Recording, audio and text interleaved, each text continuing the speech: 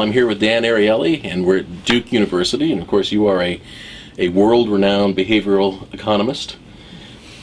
I'll give you some props on that one. My mother, yeah. And I followed your work for a long time, and I've read your books that you've written on the subject. And there's been a lot of work about how people get into debt, about the things that drive them to spend or overspend. Yeah. And I wanted to talk to you today about what are the issues that prevent somebody from getting out of debt? Mm-hmm. Yeah, so first of all, some of those causes are the same.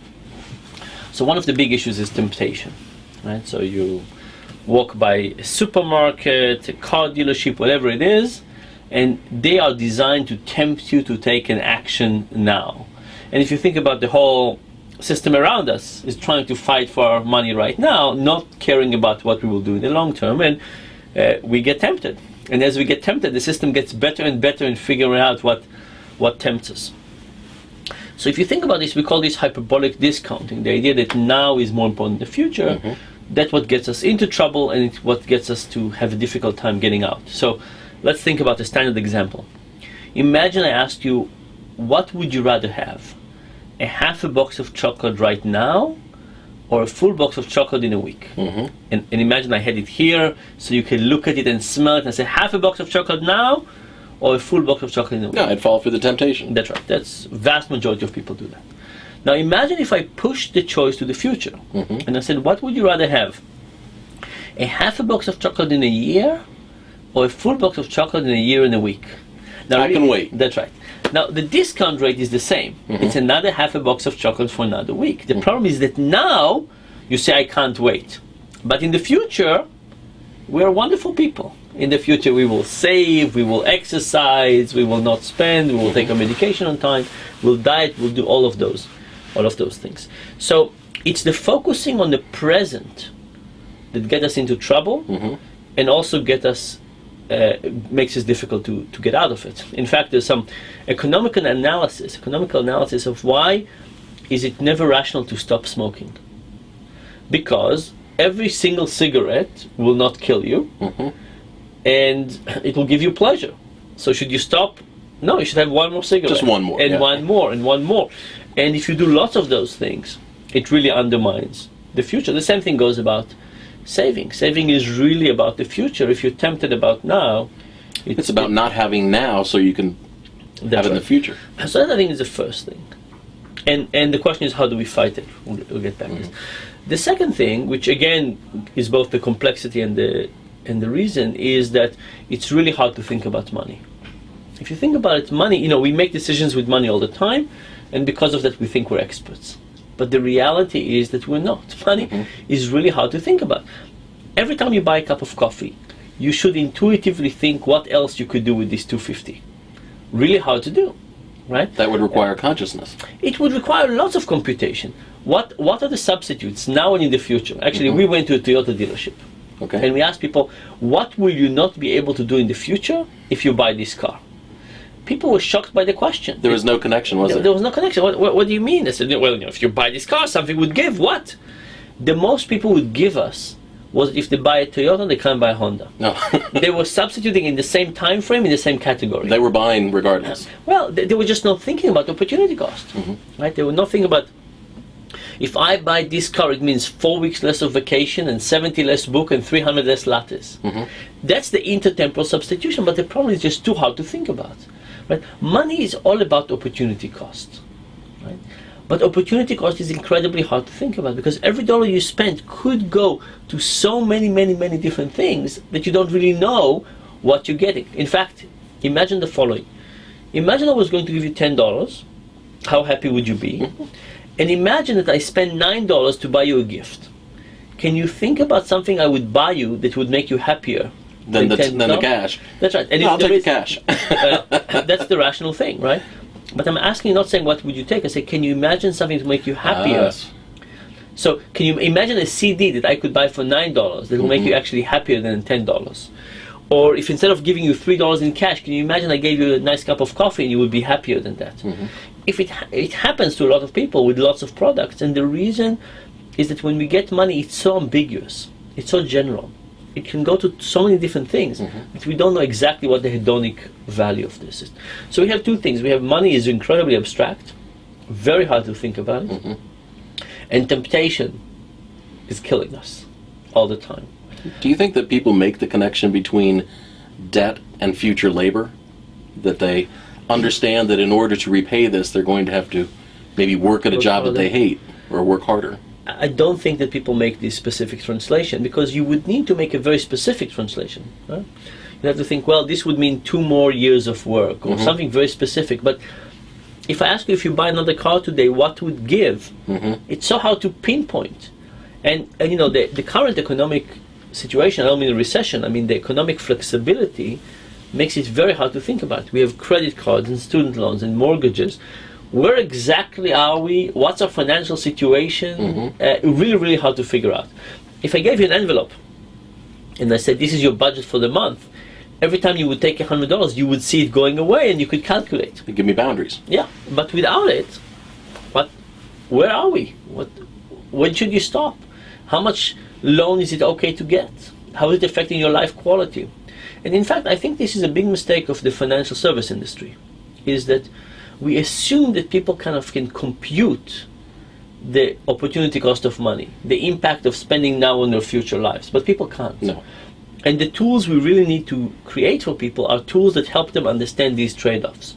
If you live in a bigger house now, if you buy a new car, what does it mean? What will give? And if we could visualize it for people in a compelling way, I think it will change their behavior. But right now, they're behaving as if nothing will give.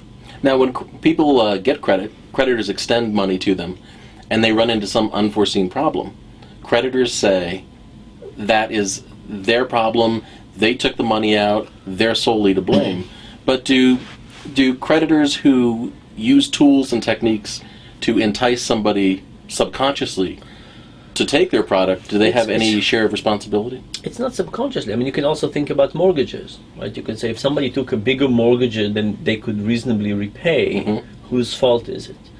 And, you know, in the real world, you know, you're a big boy, you can decide what you do and if you take the risk, but I think it's not like that exactly. You know, if I put here a plate of fresh donuts and I pump the smell of fresh baked goods into this room, odds are you'll be tempted.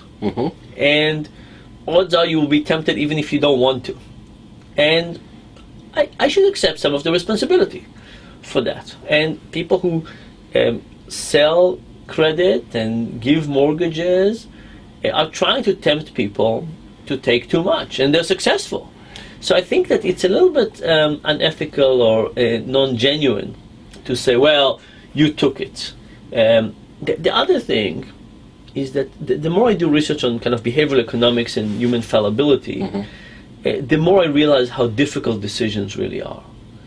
And I give lots of talk to doctors these days in hospitals, where doctors have the same idea. They say, I'm just a doctor. You're the patient. Who am I to tell you what to do?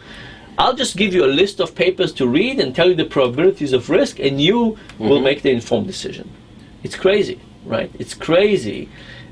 Doctors are pushing responsibility partially because they have no time to spend with the patients, and partially they want the legal responsibility or the emotional responsibility. But the truth is, it's really hard to imagine that the patient in that current mind state of mind, could actually become an expert in medicine. And I think the doctors have fiduciary responsibility to actually recommend treatment. They are the experts. That's what we go to them for. And I think in the same way, I think there's fiduciary responsibility not just in exposing the information, but doing a deal that is actually in the best interest of the client. That not doing that is actually betraying the principles of the profession. Now, when people have financial problems, years ago, about 10 years ago, we did a study of clients and people that were suffering, could not pay their bills. And we found out that 40% of them met the definition of clinically depressed.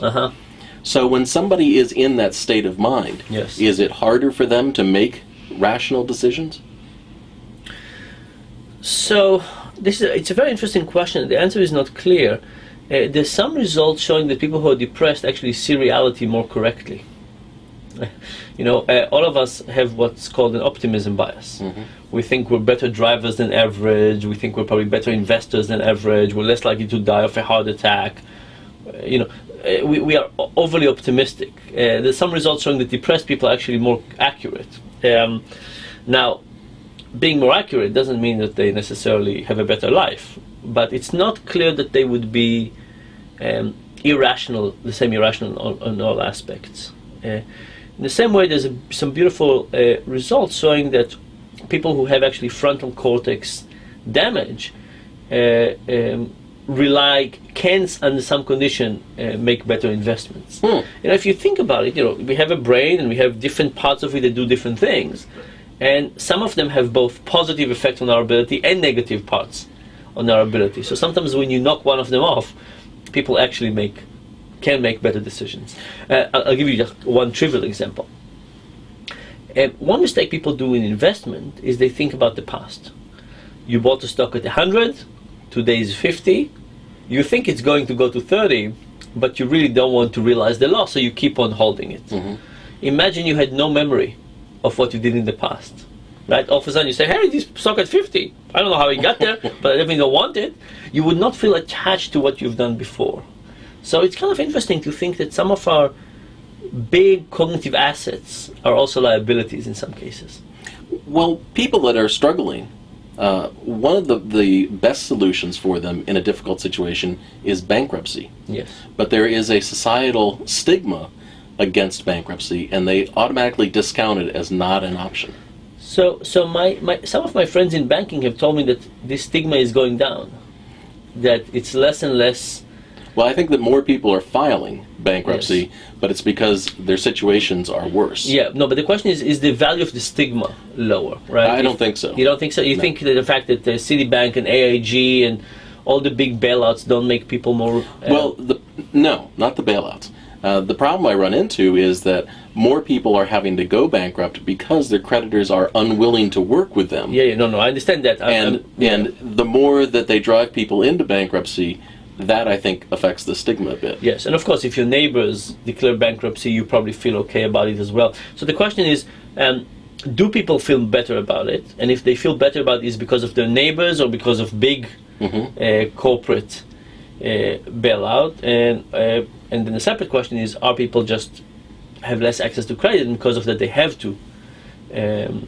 Well, the problem I see are that people in financial trouble, they are a great target for scam and fraud. Yes. And so people are out there making all sorts of grandiose promises, saying, if you give me $2,000, I'll help you out of your jam.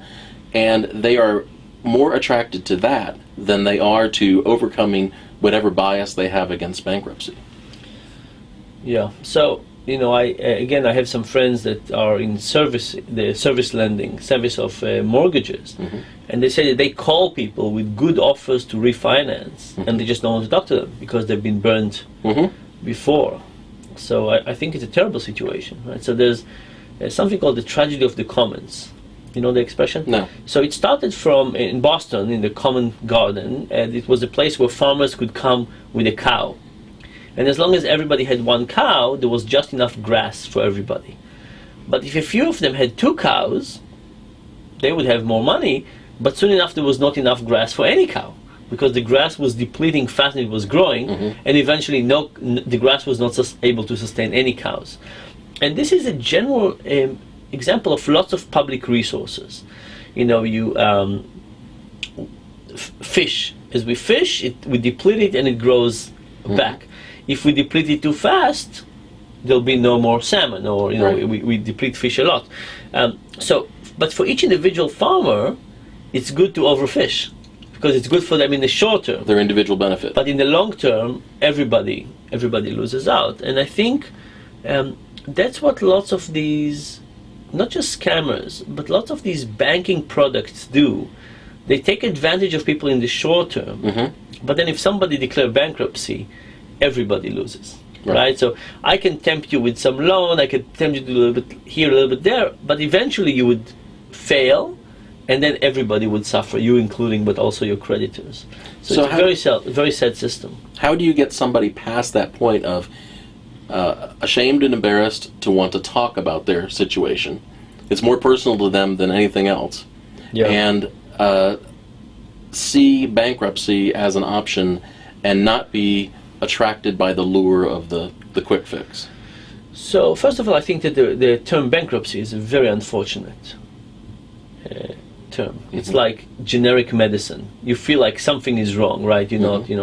I think if we called it opening a new page, and I think if we connected it with New Year, we might have a chances, right? And so people think very positively about second chance. Right? So imagine that we call it a second chance program or a second start. And we say you can't do it too many times, but here's another time you would do it. I think people might be more willing to do that. The word bankruptcy, it's a really bad negative emotional term that might not do the calculus. And the other thing is that it's really unclear what happened to somebody who's bankruptcy in bankruptcy. So I think we need to create a different name and make it clear to people where they would be, what they would gain, what they would lose, what's the calculus. So name, explanation of what it is, and then we have what is called social proof. This is stuff that Cialdini wrote many years ago about, which is the idea that we define what's acceptable and not acceptable by the behavior of others. And it could be by the behavior of individuals or behavior of many, but the moment they're closer to us and more connected to us, it is more okay. So the fact that people feel shame about declaring bankruptcy, they don't tell their friends, right. There's a barrier. Nobody has a party about it. That's right.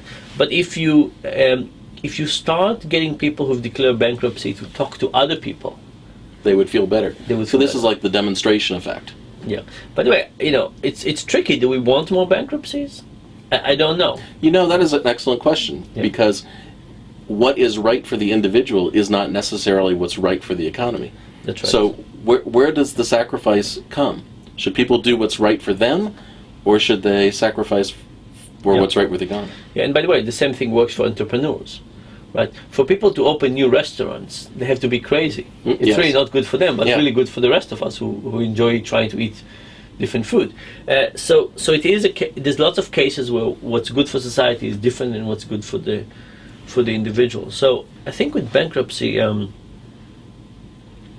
we really have to think more carefully about under what conditions we would want who to declare bankruptcy. But we don't have to go all the way there. We can also say, what about the people who are just struggling? Right. What kind of thing could they be doing? So one of the things we find is that when we leave it to people's accord to behave as they want, there's a good chance they will fail every time. So what's the solution? The solution is to create a habit that is outside of our hands. Okay. So think about something like automatic deduction. Yes. It happens. Yeah, it just happens. You do it once, you think, oh, how much do I want to save in the future? Let me do it, and then it's outside of your hands. If every month, at the end of the month, you would get a form from your workplace that says, how much do you want to spend to save this month? You'll never send. You'll never send the form back. So think about one-time activities that would get the chain of future events to break the cycle to work. The second thing is that if you think that money is very hard to do, what you want to try and do is an apples to orange calculations. So sometimes people talk about hard decision as if it's comparing apples to oranges in English, but it turns out comparing apples to oranges is a very easy decision. Have you ever seen anybody baffled by the fruit plate? No. Saying, my goodness, which one is it? Now, if they were all apples. But, so now you're comparing apple to orange, it turns out it's quite easy. What's hard is figuring out whether an apple is worth 25 cents, 50 cents, 75 cents, $1.50. So we fail when we map the expected pleasure from something to money. But when we think about things directly against each other, it's actually easy. So if I say, should you buy a new tennis racket for $150? Really hard to figure out. But if I say, what else could you do with the $150? What could you get? And would those things give you bigger or lesser pleasure? At least now you can figure it out. So that, I think, is another thing, is to start making apples to orange calculation. Another trick, of course, is to start using cash, because then it's harder not to keep track. Actually, a very good method is to create multiple envelopes and create these envelopes per different bucket. Actually, one of my friends, Dilip Soman, did a nice study in northern India. This was a place where migrant workers come to work and to send their money back to their family. And as you can expect, in a place that lots of men come to work, lots of temptation appears as well. Alcohol, gambling, prostitution, and they end up spending much more of their money on those things. So what Dilip did in one experiment, he gave people the money that they would get every week in multiple envelopes. And the idea was, and they were all sealed, and the idea was that if you open the envelope, you're just going to spend it, but you might not spend the next one. And he actually saw that people gave you stopped. stages. That's right. Okay. The other thing he did, which was a bit stronger, was he wrote the name of their kids on some of the envelope. And now the money was allocated to the kids in their mind, and they were less likely to do it. So think about the monthly budget and create some kind of concrete I also noticed that steps. the people who record their spending, where it each goes, that they cut back on their discretionary spending about 20%. It's just awareness. Yeah, the same thing goes with electricity, right? People who get an electricity meter that tells them how much they're using seem to be cutting, not 20, but to 10%. So I think all of those tools are very good. Trying to think about other things. Now I have some questions. Oh, actually, let me say one more thing. We've actually just finished a set of studies that asked, when people have multiple loans, which ones do they pay faster? Okay. And what we found is that people pay the small loans first, not the loans with the highest interest rates. And I think it's because of the satisfaction of reducing the number of loans. Right. I agree. And that's a very sad mistake. And actually Ramsey is recommending it, right? So Ramsey is kind of a self-finance guru, I guess, right? Right. So, but he's recommending what he called the snowball strategy, which says you'll close small loans, you'll get used to it, and then you would keep on doing it. We don't find any evidence for that. We find that this strategy harbors on people's bad intuitions to finish small loans, and then they don't close more loans. You don't think that knocking off a loan or two gives people an incentive to keep going? We don't see evidence for this. I mean, it could be, we just don't see evidence for that. And instead we just see evidence of bad strategy, where you teach people, here's what you do the opposite of what's good. Question from the audience here who wants to know if there's any evidence that consumers under stress give better, more accurate data when they can be anonymous. Okay, so there's two questions here. Do people under stress give better responses? And is anonymity helpful? So stress is not a helpful thing. We have lots of evidence saying that stress is just bad. People process information in a shallow way. They don't think very deeply. They focus on shorter time frame. This is not a good thing. Anonymity helps sometimes when you talk about information that is embarrassing or humiliating. Or very personal. That's right. Usually what we do as a research trick is to ask people what they think other people would do. So imagine I ask you a question that you don't really know what other people would do, but I say, what do you think people would do? So I say, let's make it a question about something unethical. So saying, imagine you were here in my office. Imagine that somebody, not you, somebody else, was in my office, and I said I had to leave for an hour, and I will not come back, and I closed the door behind me, and I left somebody else here. Do you think that person will go into my computer and check my email? Now, if I ask you about you, you would say never. Absolutely not, no. But if I say, what do you think would somebody else do? They would. Now, what you have to do is, you don't know what other people would do. You have to ask yourself, what do I think somebody like me, but with morals like everybody else do? And now you can sometimes give better answers. So that's usually the trick we use. We ask people to say what they predict the average person would do. Is there any evidence that giving people difficult advice, like what to do with their debt problem, is more effective over the phone or face-to-face? So I don't think there's any direct evidence for this, but we do have evidence showing that people are more compliant when they look at the other person's eyes. In fact, if I look into your eyes and then I turn away, it's less compliant than when I look into your eyes and make the decision while looking into your eyes.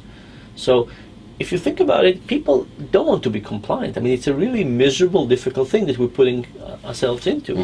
So the question is, what will force us to do it? And I think that people who try to get behavior change need to bring the forms into the office and need to get people to pre-commit and write letters to themselves and sign things at the moment when they get them to think about the long term.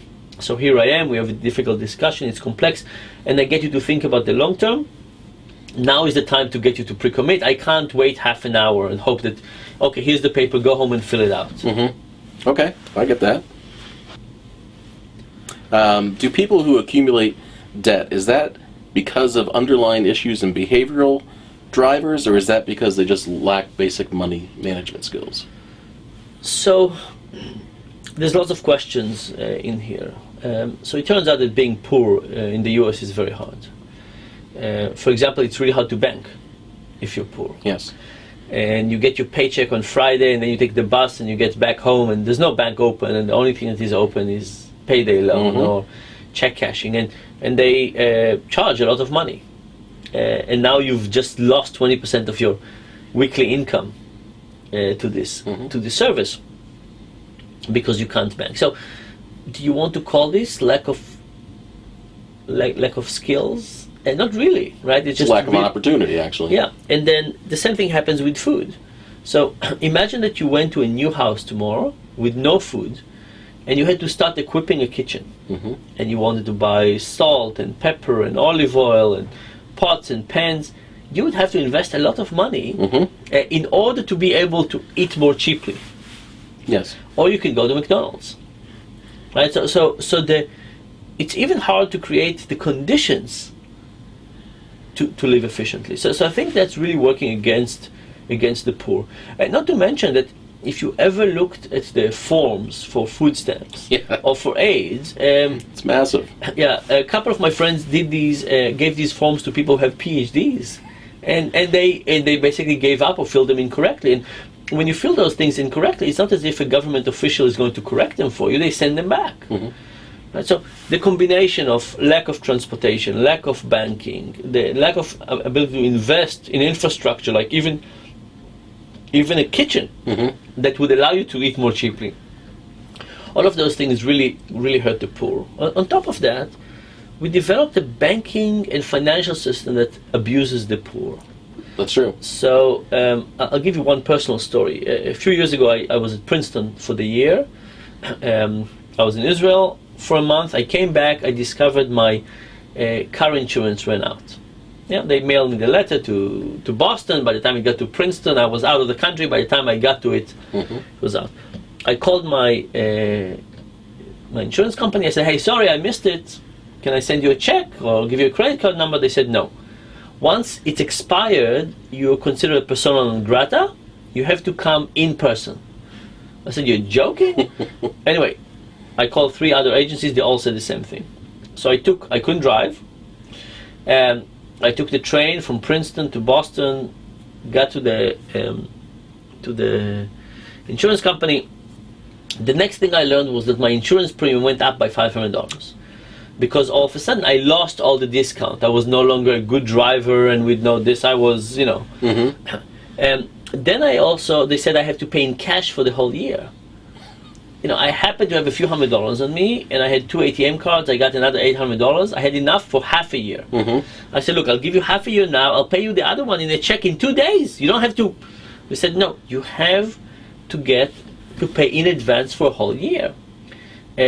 Luckily, they told me they have a financial product that allows me to take a loan so I can pay that. And as you can imagine, this was a 19% loan with a $100 initiation fee.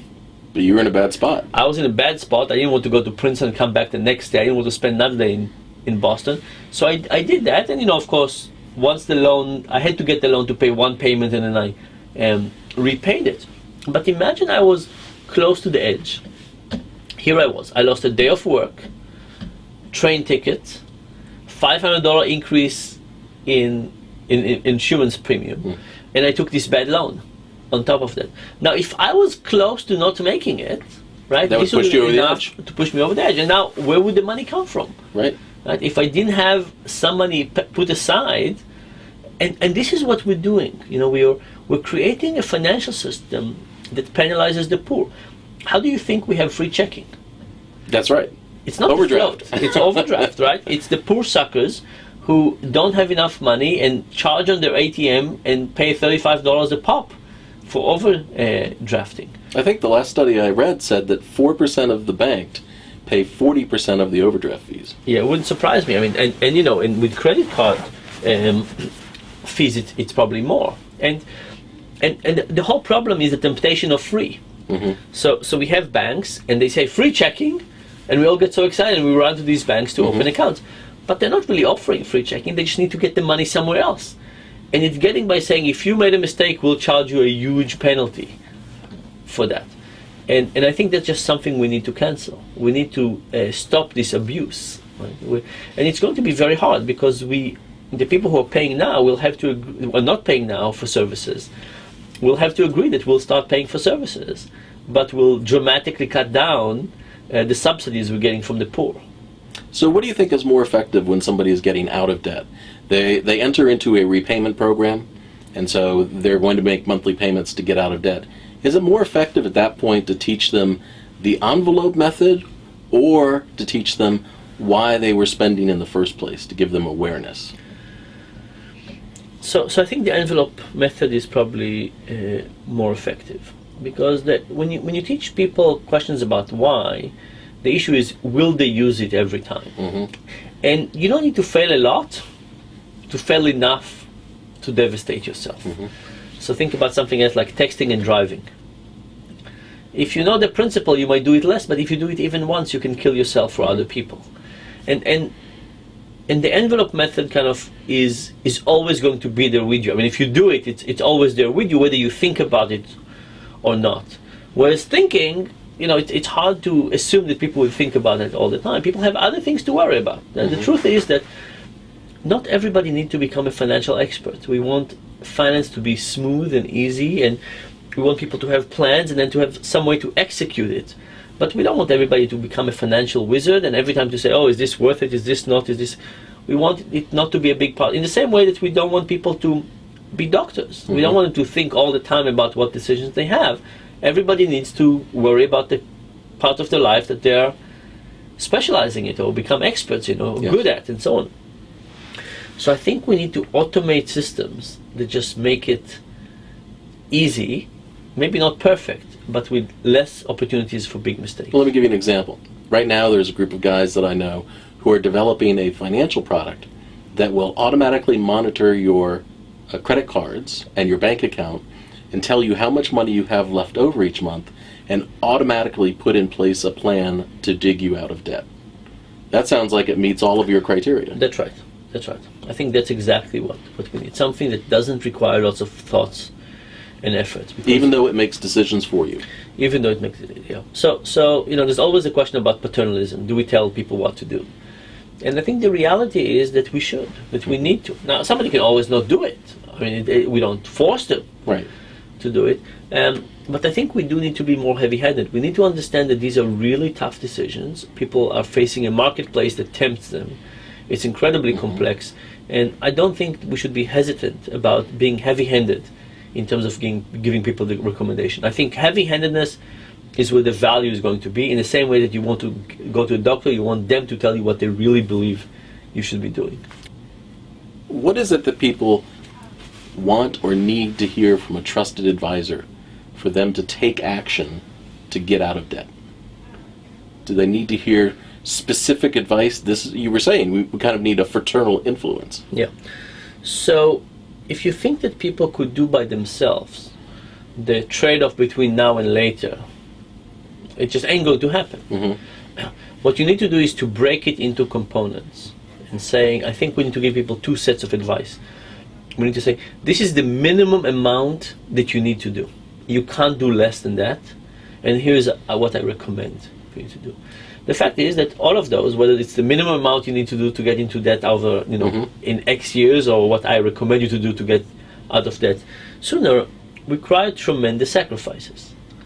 And the question is, if you're the expert, should I listen to you, that these are the right sacrifices? And not all sacrifices are worthwhile making, right? And I think that's what the experts really need to understand their clients. So let's just think about something simple. You drink coffee, you have a smartphone, and you have cable. Which one of those should you cut? It's very easy to say cut all three of them. But maybe one of them gives you tremendous joy in life. Coffee, or smartphone, or TV, whatever it is.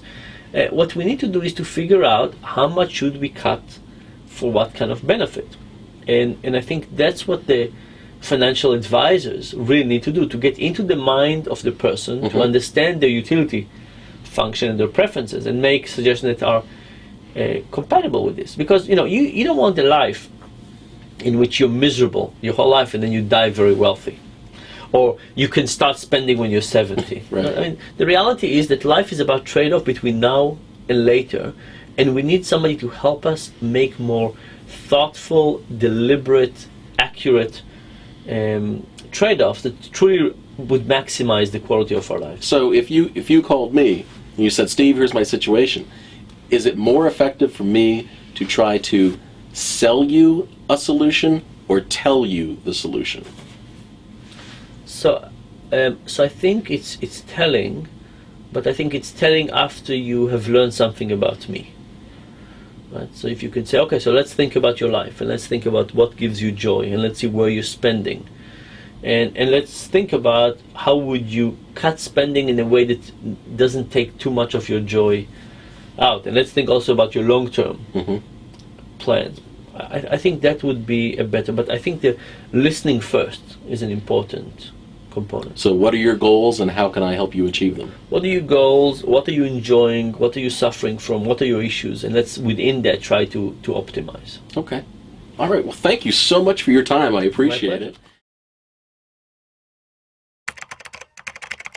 This has been a Get Out of Debt production. In the event of a debt emergency, walk. Do not run to the nearest computer.